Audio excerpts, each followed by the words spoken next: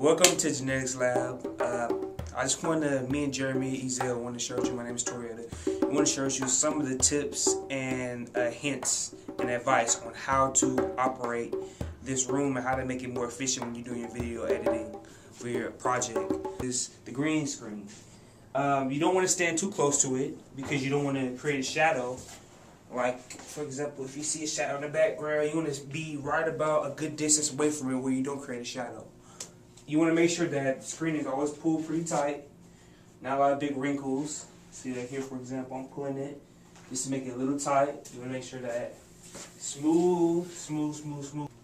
After that part's done, you want to be conscientious of where you're standing. So if you look down with me, you see that there's tape on the ground. Now this tape is going to dictate where you're going to be standing. So say for instance, if I'm recording something, I want to make sure that I'm standing in that same position that I'm at all the time. I want to make sure that my feet are at that same position so I won't be moving in the frame. Another thing to be conscious of is your movement when you're on camera. You don't want to be rocking and leaning too much or anything like that. You want to be very smooth looking at the camera or looking at the screen, as you can see right here. Another important thing is the lighting. Oh yeah, I forgot to say. Make sure this door is always closed. We forgot to close it. But make sure this door is closed when you do your recording and that only 2 people are in here at a time. So let's talk about the lighting.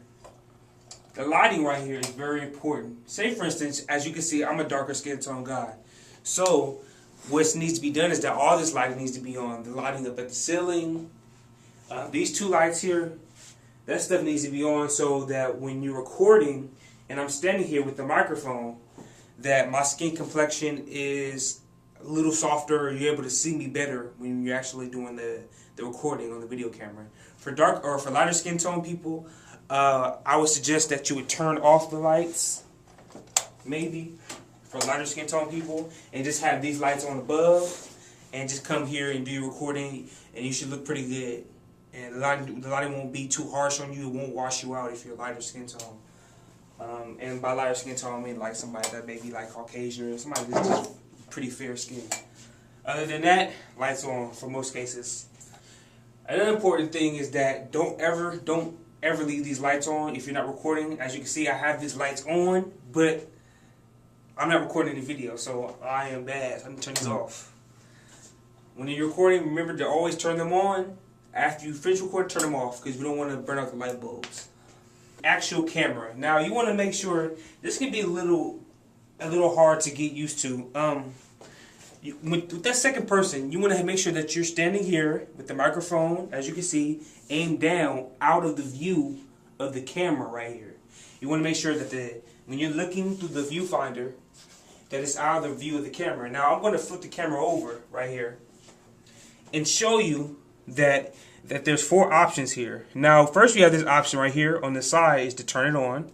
So you press the button to turn it on. Right? And then you want to record everything in 720p. Oh wait, where'd it go? Well, it's 720p, but these are the options right here. 720p right there. Record everything in 720p. And what you want to do is, say for instance, if you want to actually start recording, you press the button in the center, like so. It's going to keep recording. And then to stop it, press the button in the center again.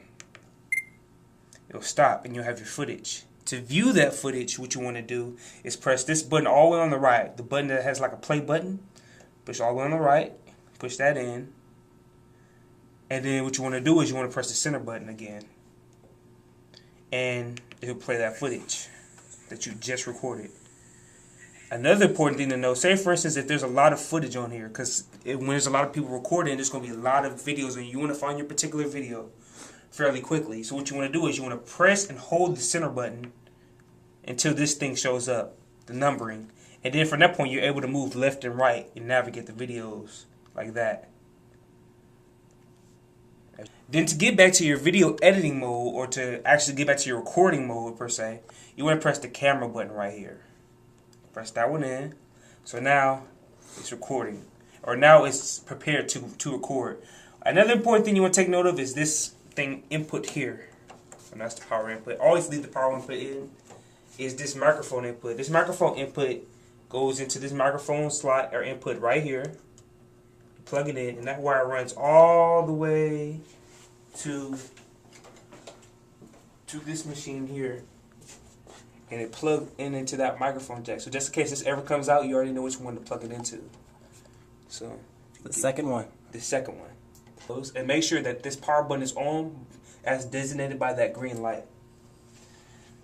Another important thing is, which something I've always done wrong, is that I'll actually go throughout the whole recording and leave the microphone off. Now if you look right here, there's an off button and an on button. Make sure that thing is always on, so you don't have to, go through the same thing I went through and have to re-record everything all over again. With this HDMI input, you're able to look at these videos that you just recorded on the screen to preview them, just to see, for instance, if you have enough headroom, if there's stuff like that you need to adjust. So, say for instance, you want to look at your video. So we'll go right here. You'll make sure this is plugged in. It should always be plugged in. And what you want to do is you want to go to the side of the monitor right here. And as you can see, there's this thing's labeled 1, up arrow, down arrow, and number 2. You want to click the most bottom one. You're going to press that, and it's just going to automatically switch to your actual your viewfinder on the monitor, so you can view whatever you put. And you can simply just navigate this just by simply clicking left and right on this middle dial in the center of the camera. And if you want to play it, same thing, press in, it'll play, press again, it'll stop. If you want to delete it, press the trash can, go down and click it in, and it's trashed.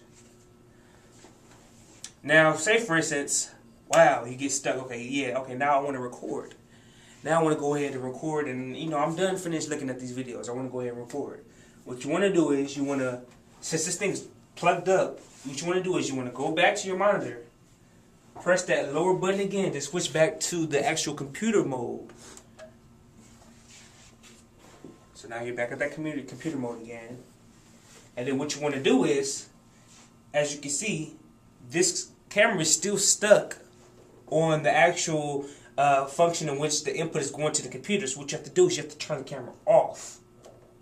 Hold it till the red light goes off, then simply turn it back on.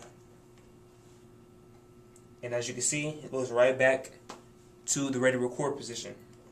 Now, important thing to note is the headroom. Now, that may be an issue. So what you want to do is, when you're recording, you may not be able to see this, but you're going to turn the camera over and you're going to have that second person sit here and try to line you up to make sure that you have enough headroom. You want to make sure that the headroom is good enough. Right now recording. Make sure the headroom is good enough, so I'm going to record him right now. As you can see here, if you go to the viewfinder, you can see that Jeremy has enough room for his head. So you would adjust this for the height by simply moving this mechanism right here, this screw, and adjusting it, leaning it forward and backward to a person according to their height. As you can see, he has enough room.